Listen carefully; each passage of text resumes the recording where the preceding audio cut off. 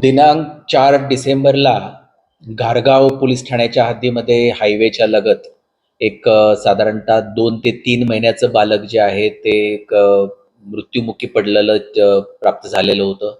त्यानंतर पोस्टमॉर्टम करण्यात आलं आणि पोलिसांनी पुढची जी चौकशी सुरू केली. या चौकशीमध्ये असं लक्षात आलं की एक सीसीटीव्ही कॅमेरा फुटेज मिळाला आणि त्या सीसीटीव्ही कॅमेरा फुटेजमध्ये लक्षात आलं की एक गाडी आलेली आहे आणि त्या गाडीतून एक व्यक्ती उतरलेला आहे आणि त्या व्यक्तीच्या हातामध्ये ते बाळ आहे आणि तो पुढे घेऊन चाललेला आहे. त्या आधारावरती पुढे तपास केला तेव्हा लक्षात आलं की एक कपल आहे, म्हणजे प्रकाश जाधव आणि त्याची पत्नी हे राहणारे भोकरदनचे आहेत. तर यांनी आपल्याला नको असलेलं जे मूल आहे तर त्या ठिकाणी त्यांनी टाकून गेलेले. त्यांच्याबरोबर एक चालक होता हरिदास नावाचा. तर या तिघांना पण पोलिसांनी अटक केलेली आहे.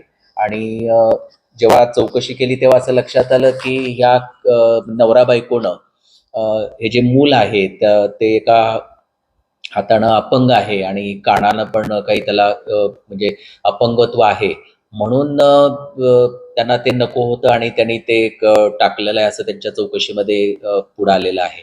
या तिघांनाही अटक केलेलं आहे आणि घारगाव पोलीस जे आहे तपास करत आहेत.